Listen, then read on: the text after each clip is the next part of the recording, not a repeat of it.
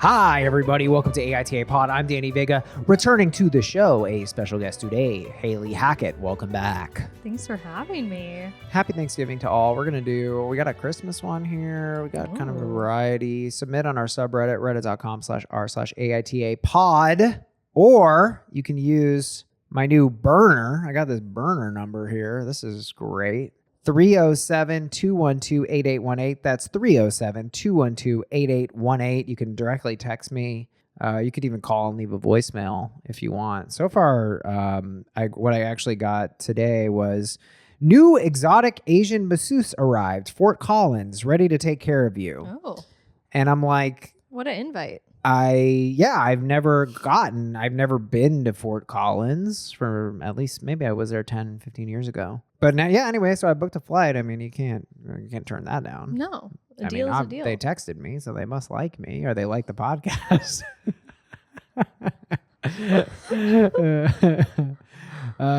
So our second submission we're going to be covering quite a few. I think they're going to go fast. We got AITA for cutting off a friend I share mutual friend groups with. We got AITA for liking Danny.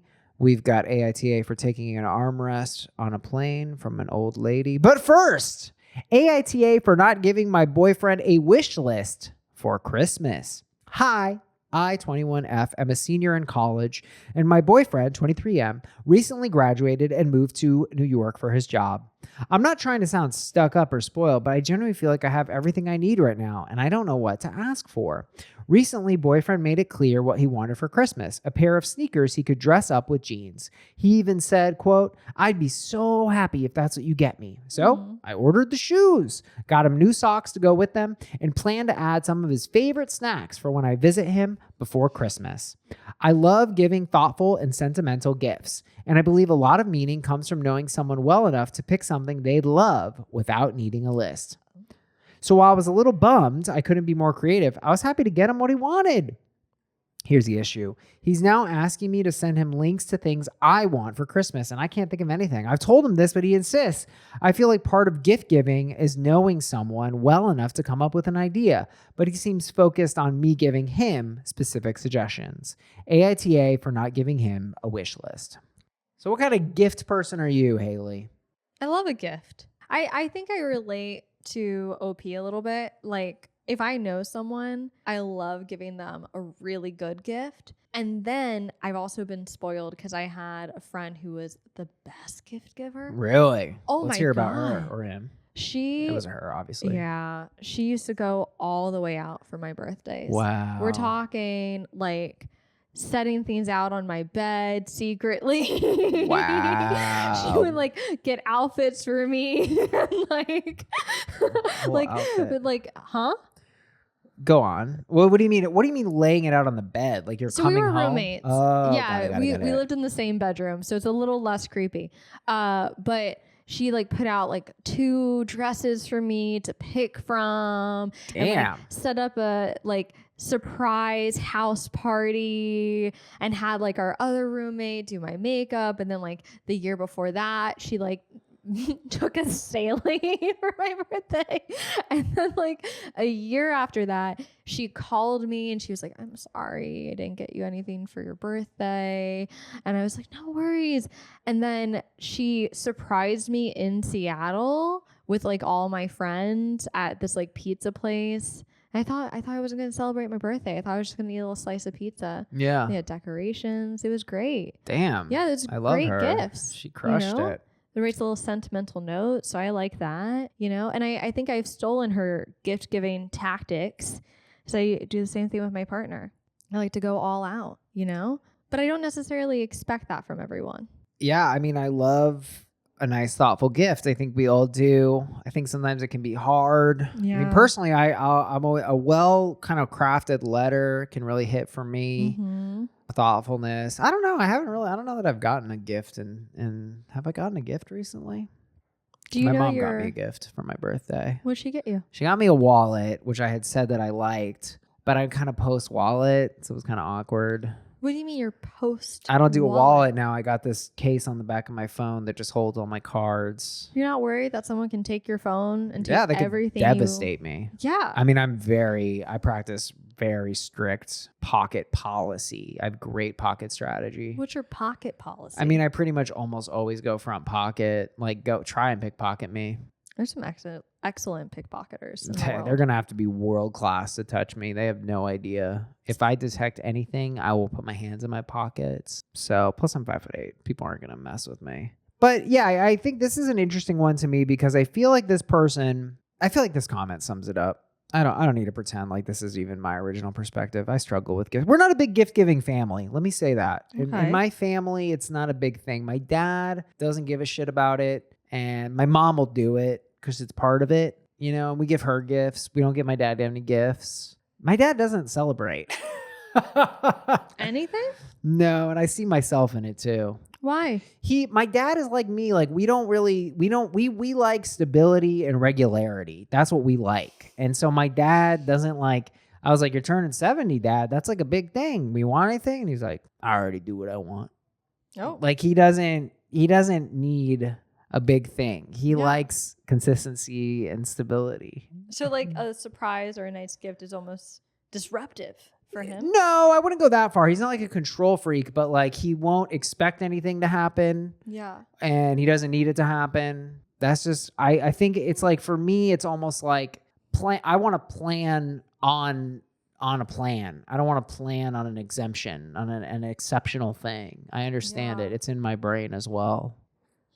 So, Pink Muji Pen, no assholes here. I understand not wanting a SO to get you a meaningful gift, but you need to communicate the expectation. Some people prefer to get someone something they know they'd like for peace of mind. I don't think it's weird of him. You could always suggest getting an experience for you to both share, like a dinner, a couple spa treatment night at a hotel. So you're not specifically telling him what to get, but guiding him. Yeah. I will also say it sounds like she has the expectation that he should be doing something for her that she's not actively telling. And that's something to communicate. Like, hey, I want you to get me something I don't need that you think I would like. It would mean the world to me if you figured something out that just shows me you care. Like take a shot in the dark though? Yeah. Maybe get some guidelines, but even that, like, hey, I really like to be surprised by a gift. Because that's what that is. Yeah. Is like, hey, I want to be surprised. I don't want to mechanically go onto Amazon and drop you a link. That's not my love language. I want like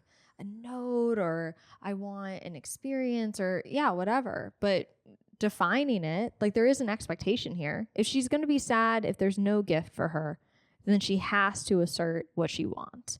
He wants to give her something. So. I think give him a Mad Lib. I like that suggestion. Gummy Bear Poop, another great username. Very light YTA. If you can't think of something you would want for Christmas, how do you expect your partner to? Come up with a few general ideas. I think that's very reasonable. It still preserves a surprise, but I think when it's too open-ended, I think that's hard to work with because it's like, give me a couple of examples. I think you can even say like, okay, I don't want these things specifically, but these are all things that would count as a win. Yeah. And that way the other person has like something to work with, bro. Like, I don't know what you want. And like, some people are really intense about gifts. Yeah. I don't like to deal with that. What do you feel about that? Why don't you like to deal with it? Because I feel like, well, I don't know. I think in rich families, gifts tend to be an expression of love, and it gets very heavy. And so if the gift isn't expensive or like extremely like well done and well executed, it can land really nasty and it gets very stressful. Yeah. You know, it's like, I kind of don't want it to be such a heavy thing here. Like, I have all the toys I want, you know, I want just a thoughtful gift. Yeah. Or I think where I'm at now in life, it's like if my girlfriend is like, I just hate that jacket you wear, so I got you a jacket that I thought we would both like. And you would like that? Yeah. As long as we both like it. Huh. If she's like, I want you to wear it and I like it, and then it has like a Funko Pop on it, then I'm going to be like, well, babe, I don't really see myself rocking the Funko. You're like, a corrective gift is fine. Well, yeah, I guess if that's how you want to call it. Sure. Huh. Sure. Interesting. Well, see, to me, that doesn't feel like a correction because I'm not super passionate about, but if she was like, I got you a scooter because I think the one wheel is dangerous, then I'd be like, get the fuck out of my house. Leave. Nobody talks about my children that way. Yeah. You don't know me. You don't know me? Well, that's the thing. You want a take your gift. demon double-wheeled broomstick the fuck out of here. You not like scooters? No, scooters are You for... were a scooter person before one-wheelers? I understand a scooter. It's fine. Yeah. But it's not cool. You don't like the kick? You don't like a little kick in there? Scooters a fine thing, but it's not interesting. It's not interesting. It's not magical. It's very pedestrian. Ironically, a scooter is pedestrian. So is a bike. Especially when it's like you ever see these bikes that like fold? I saw a guy on one of these foldable bikes. You know what I'm talking about? They're like kind of littler. I'm like, you look like a clown, bro. Get a real size bike. Mm-hmm. I love a bike. I love a good bike is hard to beat. Regular, schmegular, gets me around bike. Maybe with a bell. Ding, ding, ding, ding. A little basket. Oh, you look like a beach cruiser? What do you mean? No, because those are too far for me. That's hard. Oh, yeah, because you're tiny. Yeah, like it's... Are you 5'2"? How tall are you? I'm 5'1". You're 5'1"? And a quarter. Oh, tiny. On my license, it's 5'2", actually. Wow, congrats. Yeah. So you guessed my license. Good. That's so amazing. Thanks. Maybe I'll grow one day. Well, I feel like, what else? The other thing is, like, I don't love my interior design, so I can enjoy that. If a woman was like, hey, like, I got you a fucking armoire or some shit. Mm-hmm. Make your house look better. What's the best gift you've ever received? My ex got me this jacket. I wanted a Canada Goose jacket. And she got me instead a ski jacket that was very aesthetic looking. And that jacket, I got so many miles on that thing skiing, and it's really light. I think it's a good looking jacket. Yeah, and it worked out because I ended up using it to ski a lot, and it's very warm. And I would never have spent that much. I think it was like $500, and it's just a great jacket. Someone told me for gifts, the best rule is to get something that someone wants but wouldn't get for themselves. And that's perfect. It's hard to find the right thing. Really? Well, I mean, sometimes it's like, how much are you willing to spend? Like if it's my girl and she's like, oh, well, I want, well, now this is outdated, but back in the day, the profile Opal 2. What's that? It used to be the state of the art crunchy ice machine. Now it's become a commodity. There's all kinds of crunchy ice machines now that are much cheaper. Huh. But in its heyday, when I got her, it was a $600 ice machine. Now that is For what? For crunchy ice. When you say crunchy ice, you just mean like crushed? Some people call it hospital ice. No, not crunched ice. Some people call it Sonic ice. Okay. Are you not following me? I've just never It's heard ice of this that is very... Actually, we have it here. We have it here at the social club on the ice machine. Pebble ice. The pebble ice. Pebble ice. So anyway, that to me is a great example because most people are going to go, I'm not spending $600 on an ice machine. Yeah. But that is like something I would get, my girl. No, I mean, that's sweet. Yeah. She was really into hot. Well, because it's kind of a crazy thing to buy because it's like, well, it's freaking ice, bro. Yeah, it sounds like an iron deficiency. I would get her some iron vitamins instead. Yeah. Well, she's an alpaca, so.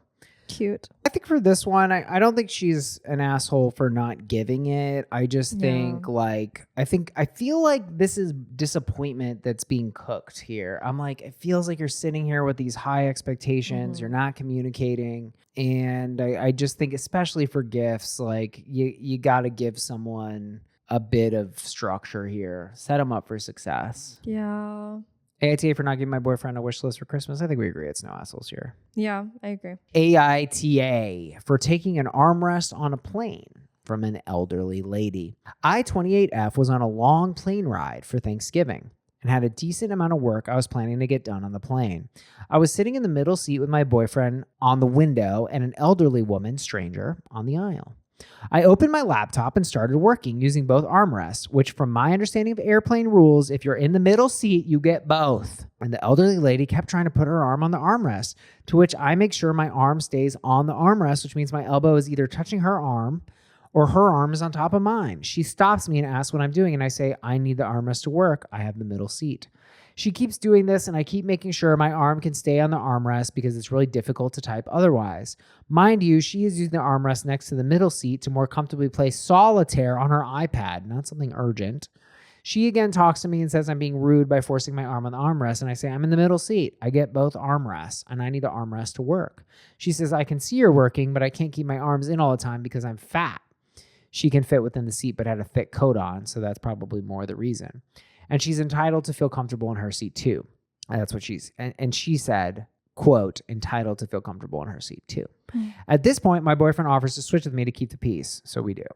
I feel like I could have been nicer, but I also feel like it's common knowledge that the middle seat person gets both armrests, and it's entitled for the aisle seat person to insist on getting both, and I clearly needed it to work for stuff I had to get done before the Thanksgiving holiday. My mom, obviously biased, agrees that I should get armrests as the middle seat. Hailey, is or isn't there a rule that says you get the middle seat, the both armrests in the middle seat? I have never done this rule, and I'm a chronic middle seat passenger. You don't take advantage of the rule. I guess I try to get as small as possible, and maybe I should take up more space. I think this is a me problem. I didn't know that I was entitled to both armrests. I understand that this was decided in the armrest treaty of 1984, and ever since that, it's just that clearly the middle seat is the worst seat. Yeah. Like by a lot. And so the idea, the legal framework suggests that really the person in the aisle can hang over the aisle. And now they do have to deal with the utter threat, the inevitable threat of the cart attack. And that they're vulnerable to that. However, when the cart isn't there, they can stretch their legs out all the way. They can leave whenever they want. So there's benefits of the aisle. The window they get their own little kingdom. Yeah. They have really the power of the light. The view. And usually the window, it's kind of curved. So you kind of there's extra room there, and you can even sleep. You get a little backboard to sleep on. Supportive wall. Therefore the middle really has nothing. They have nothing except the armrests, and that I think is reasonable. I think it's honestly, I know it's like a rule that people talk about. We've talked about it many times before, but I also just feel like it is common sense. Like, you've got to have just some empathy for the person in the middle. Like, their life sucks. They checked in late, boy. Is that what that means? You Probably. checked in late? Yeah, if you check in late, you're going to get stuck with the middle. You're going to get stuck with the deep middle, like 28. Yeah. Oh, tell me you're not 28E. Oh my God. I'm always in the back of the plane in the middle. You seem, honestly, you kind of, ever since I met you, you seem like a deep plane middler. Yeah. I check in at the airport. I think that's Oh my God.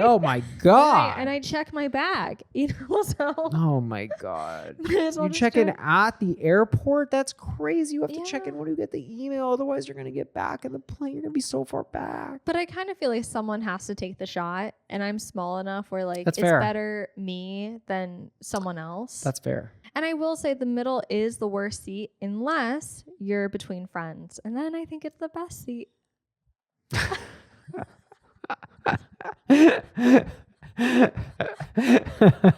You got me with that.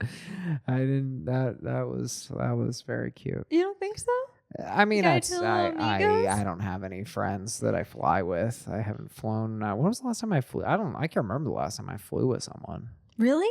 I can't remember the last time I flew alone. Yeah, I've been single for 27 years at this point. You should get a dog. Yeah, I can fly with the dog. Yeah. That's funny. Buying the thing. You've looked better, writes ESH, due to communication. There's no rule that says you get both armrests just because you're in the middle seat. Perhaps it's part of unspoken airplane etiquette. Not putting your seat all the way down. I'm sorry, but this person is a listener, but like, bro, what are you talking about? Not putting your seat all the way down? Are they talking about like bringing your seat back? And, you are allowed to put your seat back. Yeah. You are. But it's rough for the person behind you. I disagree. You're allowed to put your seat back. They're allowed to put their seat back. The caveat is if they're very tall, they have to say something. If that's what it is, they go, hey, I'm really tall. I'm in the middle seat. There's nowhere to put my legs. Yeah. Would it be okay if you didn't put it back? Like, you have to say something. Hard. Okay, hear me out with putting the seat back. My favorite spot to sleep on a plane is pulling out the little, what's this called? Tray table. The tray table. Get my little sweater. Sure. Do a little Add some pillow. protection. Oh, that fucks up my back. So my neck and my back. It's the my most neck, comfortable. my back. You're what? Go on. What? Go on. I don't remember the rest. But so when someone puts the seat back and you're in that comfortable position, I think I've gotten concussions from that. I do think we need to create a culture where put your seat back slowly. Yes. Slowly. Very There's no need to slow. be like, because like sometimes that almost clips my laptop, and I'm pretty sure it could shatter the display if it caught it wrong. Mm-hmm. Yeah, no, I'm with you That's there. not good. It's That's not good. dangerous. It's dangerous. Yeah. They need to say slow and steady. Slow and steady. That's fine. Okay, well, we're going to keep reading this comment, even though this person, but it's something that people made up and not everyone knows this. It's not enforceable. I think it is enforceable, as well as I wouldn't automatically assume that someone who is working typing would need both armrests. If you need to work or have something important to do, either switch seats or pay extra to get your ideal setup. Ideally, you would communicate that you really need to get work done and would. But let's look at really their ding, which is how you both communicated. Yeah. So if you're in the middle of the day, you get both armrests. The elderly lady keeps trying to put her arm on the armrest, to which I make sure my arm stays on the armrest. Now, I don't care who you are. I don't care where you're from. Once your arm is on the armrest, that's considered conquered territory. Yeah. You can't put your arm on top trying to create some kind of battle. That's wild. That's the demilitarized zone. Get the fuck off the armrest. But also touching a stranger. You I'm don't touch a sorry. stranger. No, you don't touch a You don't stranger. touch a stranger. So then she keeps doing this. I keep making sure my arm can stay on. Oof. Mind you, she again talks to me and says I'm being rude by forcing my arm on the armrest. But she's not even forcing on the rest because her arm was first, right? Yeah. And then the elderly lady came in, getting all comfortable. I say, you know what? Lift up the armrest. No one gets it. Wow, that's petulant. Now it's time to cuddle. You want to touch? Let's go. That's what you would do. Yeah. She says, I can see you're working, but I can't keep my arms in all the time because I'm fat. And then she's not even really fat. She's just wearing like a puffy jacket. Yeah. I'm Maybe like, she's a little bloated and cold that day. that's fair. I am so cold recently. I don't know what's going on. Señorita Gordita 22 writes, NTA, it doesn't have anything to do with your important work. I agree with that. I think we're getting off on it doesn't matter if I'm playing video game or whatever. Like I don't have to like your lack of planning is not my emergency. The armrest rule is the armrest rule. And that's basically what she says. She said the middle seat rule that you get the armrest is fair. If it was like something you didn't offer to sit while an old lady was standing, that's different. Her age has nothing to do with this. I agree with that. If anything, it's her weight or coat that's the issue. She should have taken it off or chosen an aisle. I have a hard time believing it's purely the coat. And she writes, to play devil's advocate, if your work was so important it had to be done, you could have gotten to business or first class to create more space. But even still, the middle seat rule reigns, and she's making her problem your problem. I think that the middle seat rule is a universal rule, and it's understood, and it's common sense, and really, it can't be defied. Sure, right? I'm just learning about this rule today, so I feel a little less strongly about it. I feel like there's years of armrest usage that I haven't utilized. Feel a little bit in debt, to be honest with you. A society owes you. I feel depleted of something that was owed to me. I'm so sorry. Thanks. Deprived. Yeah, they I'm took deprived. it from you. Yeah, They no, did. you could have been marginally more comfortable. I mean, I took it for myself. yeah, really. you did. I never put those elbows up. I put those elbows here. I mean, you really gave them everything. You had nothing in the middle. What know. did you have? Company. I guess so. You had your friends. Yeah. The work thing is kind of frustrating. I do think that if she wanted the perfect environment, business class or first class is a fair point. Yeah, I think so. I mean, I think you're going to have to negotiate, but I do feel, yeah, I mean, honestly, using a laptop is, I mean, I was on Aero Mexico and that shit was crazy. I mean, I couldn't even have my laptop screen open, it was like painful. So like, that's not very realistic these days. That they've really made coach Terrible. Awful. Awful. So bad. Speaks to the wealth disparity in a lot of ways, because also business class is so much more expensive Oh, it's than crazy. coach. I always fantasize. I'm always like, I'm going to fly first. And then I always look at the price and I'm like, what?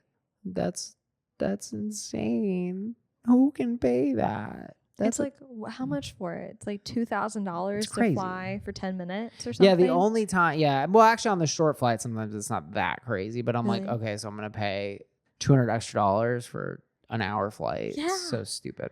AITA for taking armrest on a plane from an elderly lady. I think we agree. I'm honestly ready to say not the asshole, and she is. I would agree.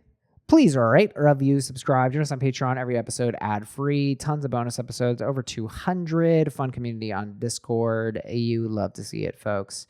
Here we go. AITA for cutting off a friend I share mutual friend groups with. I've known my friend Emily since high school, and we share 2 mutual friend groups. While I've overlooked things about her I didn't like, recent events have tested my limits. 21st birthday. I wanted to celebrate at the gym at midnight. What? Yep. Silly, but I am just not a drinker. Not the only thing you can do that doesn't require alcohol, but Emily complained about being tired, so we left early. Left early from what? The gym? Later, at my place, she borrowed my sentimental hoodie. I told her it was important I get it back. She hasn't returned it since July.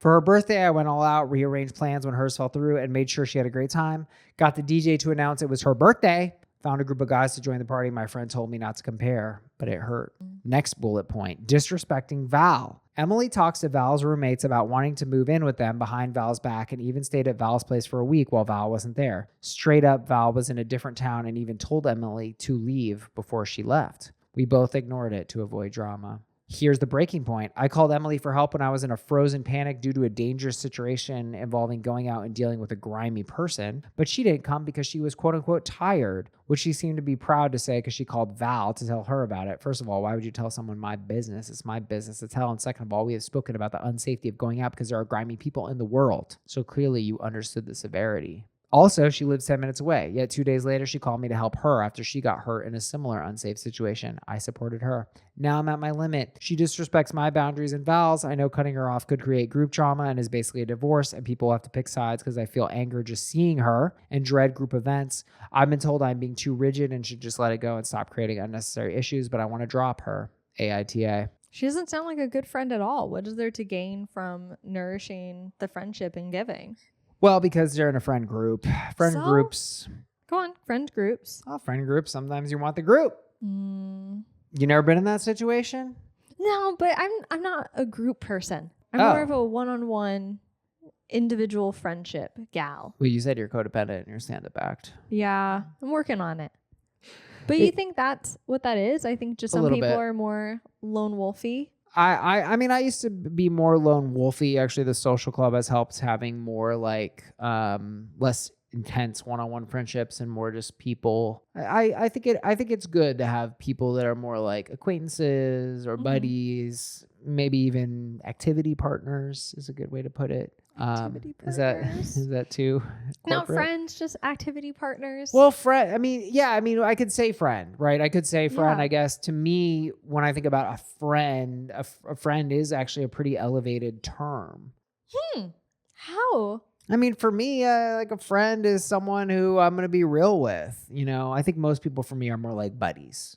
A buddy is someone who I go, listen, do you want the truth? I have to ask them. And they might want it and we might become a friend or might not. But like, yeah, I don't know. I think I do understand the situation. I've been involved in like friend groups where, you know, you got an issue with a person in the group and then it's like, am I going to lose a group here? Like, how do I handle this? You know, and usually if there's a divorce, somebody gets the friend group and somebody goes. Yeah. That's how it feels. Yeah. Often though, but I actually think that's usually not that true. And time is one of those things when you're these kids' age, which they're very young, right? Yeah, they're 21. It feels like this is so permanent, and it's true. It might be for the immediate future. It might be the case, for instance, especially in a relationship, right? Usually, if that's his friends, then you know you're not going to hang out with his friends, but maybe you kind of connected with one of them for whatever reason. You guys were kind of homies. But time is long. And the truth is that I've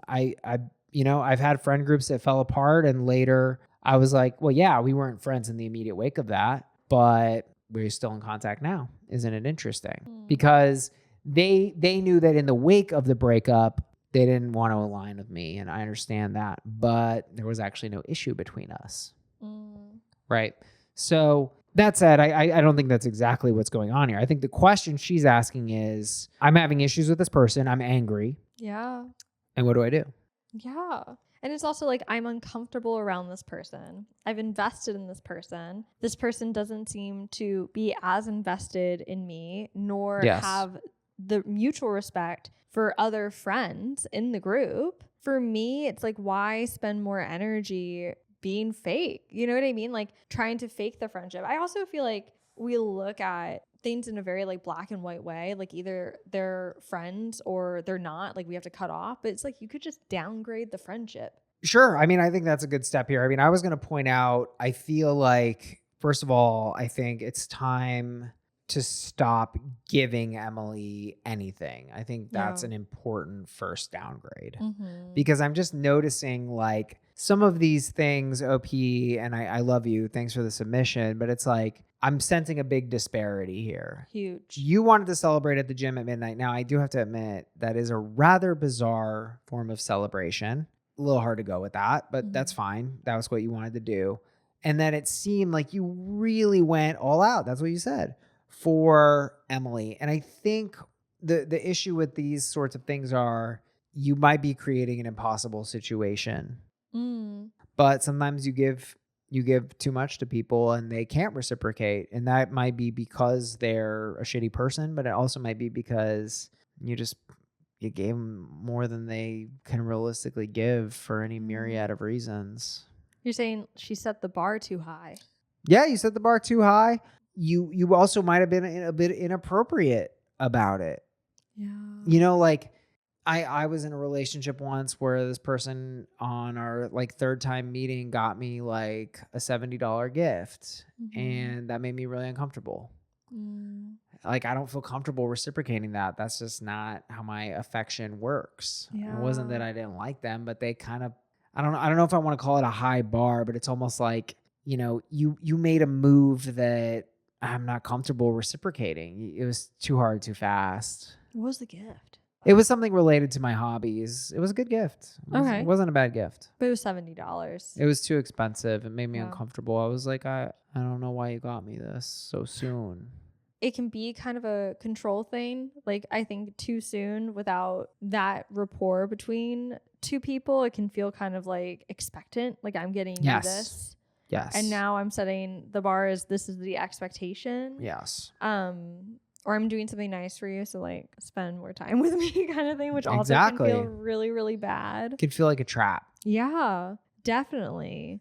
And I wonder, obviously we can't know this, but I do wonder what Emily thinks about all this, like all of these things, right? Like, does she want OP to come in and celebrate with her in that way?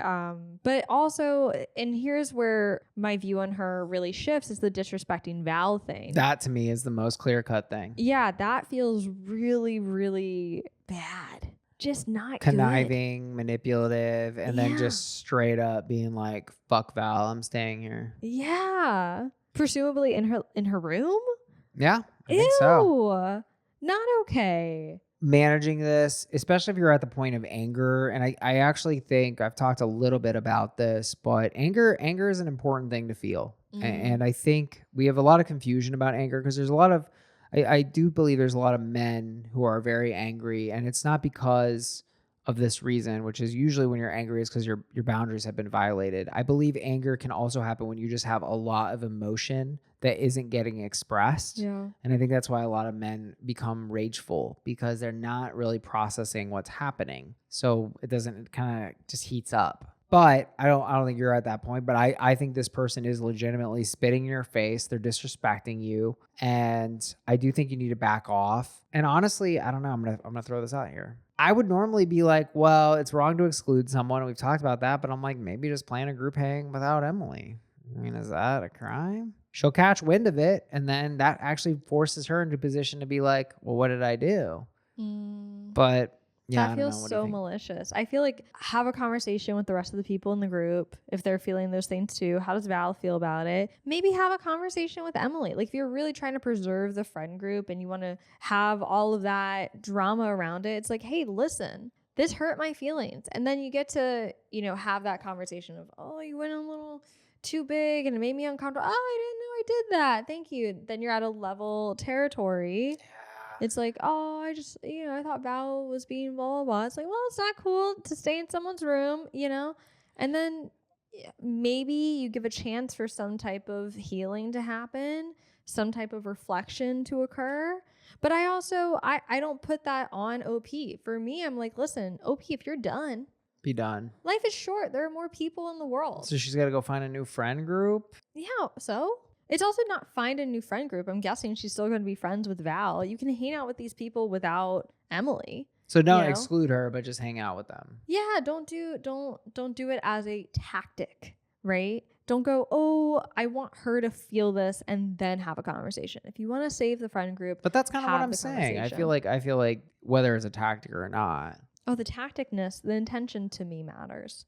I mean, the intention is the intention, though, right? It's Mhm. like if you intend to hang out with everyone but her Mm. because you don't like her, we're really going to sit here and say that's different than excluding her? How's it different? It's the same exact behavior. There's a difference between I have decided I'm not going to hang out with that person. Okay.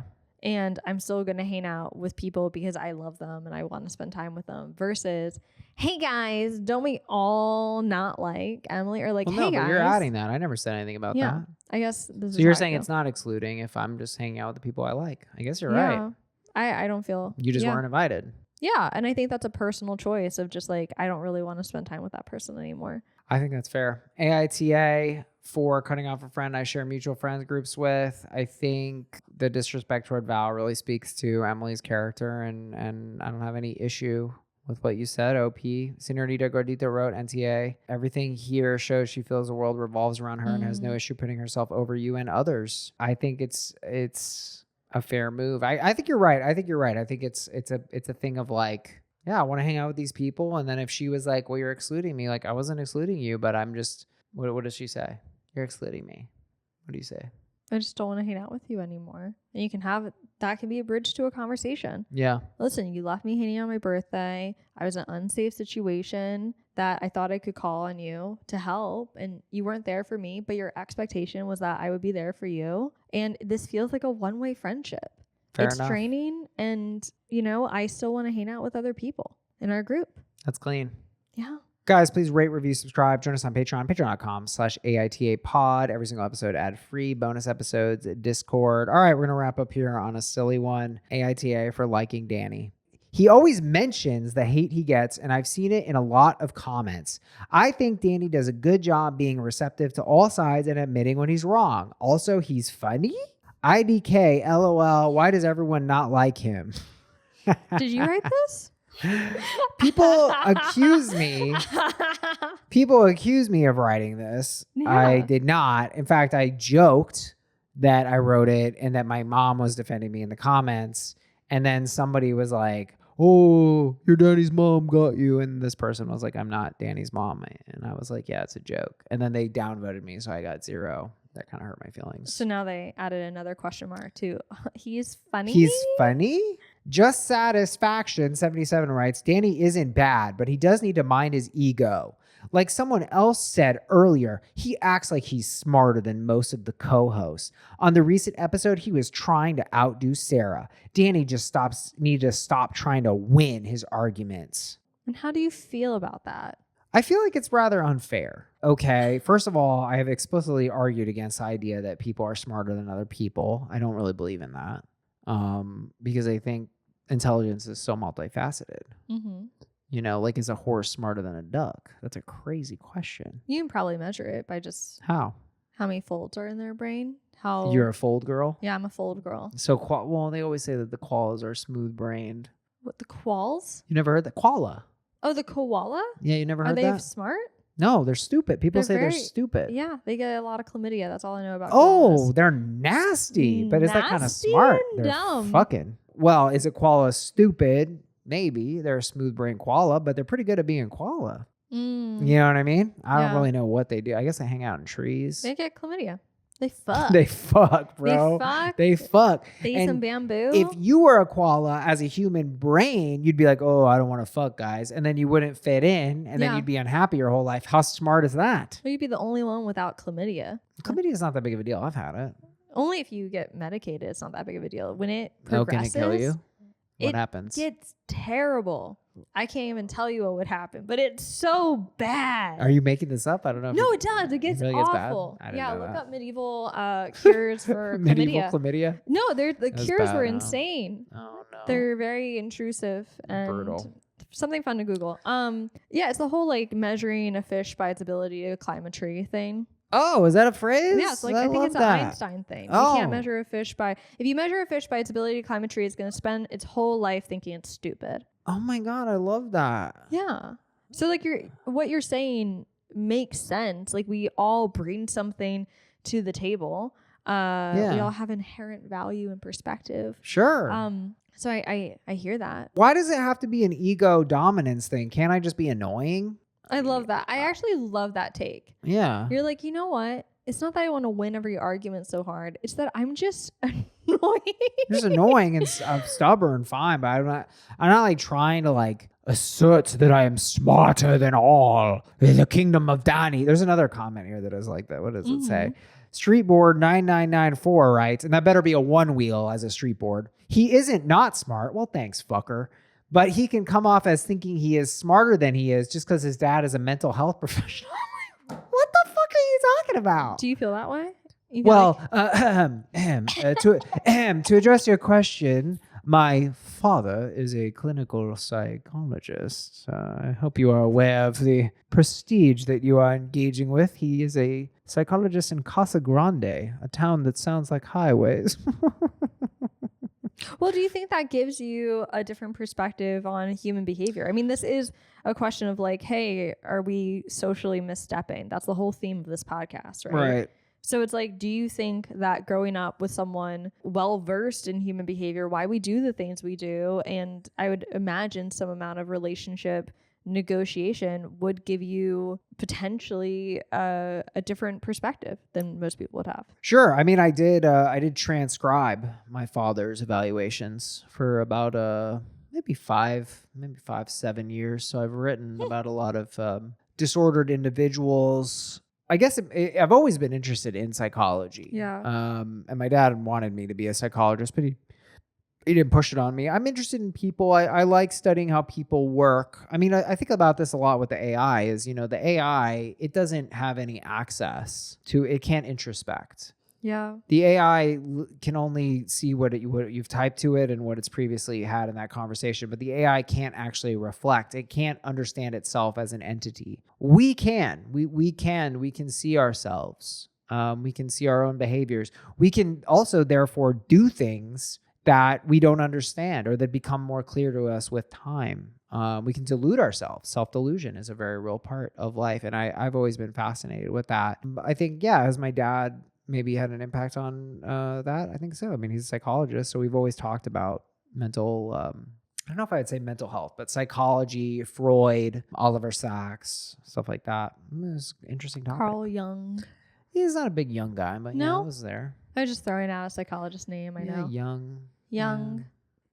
Yeah, Freud. My dad doesn't do therapy, though. He doesn't help anyone. And so a big thing when I started this podcast is like, I don't want to help anyone. Yeah.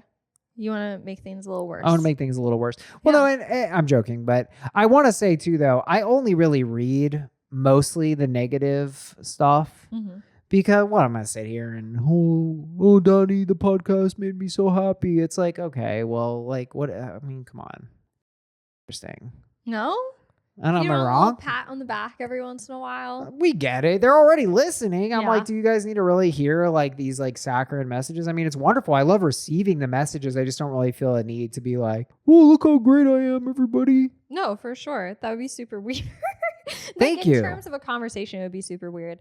But do you think they're the asshole for liking you? Like that's... No, I think it's funny. And I mean, to me, I think this whole post is really funny. I mean, I think I did a great job writing it. Because it's like, it's literally my podcast. And then this person is like, am I the asshole for even liking the guy who does this? Like, it's hilarious. And I hear you people, useful actuary writes, okay, honestly, I did skip ahead on the dead cheating dad story because Danny wouldn't drop it. And I get it. I did go a little too hard on that. Just Satisfaction writes again, very active in the thread. At the end of the day, the pod needs to remember it isn't a court of law for the crime of the century or the defining political debate for the 2020-28 election. I think that's reasonable. Sometimes I do get a little serious. You platform a little bit? You soapbox? No, I don't know. Well, yeah, or maybe I get annoying. I get obsessed. Like I'll think about a situation all day or a facet of it all day, and then I don't shut the fuck up. I feel like you have to be a little bit annoying to do a podcast.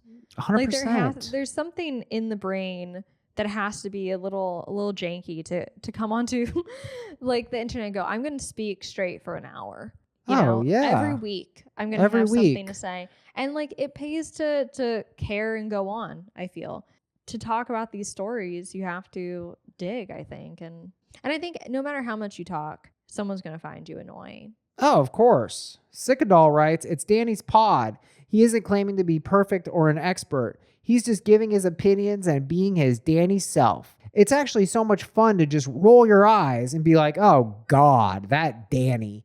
I can't agree with you on that one, my guy. That's such a Danny take.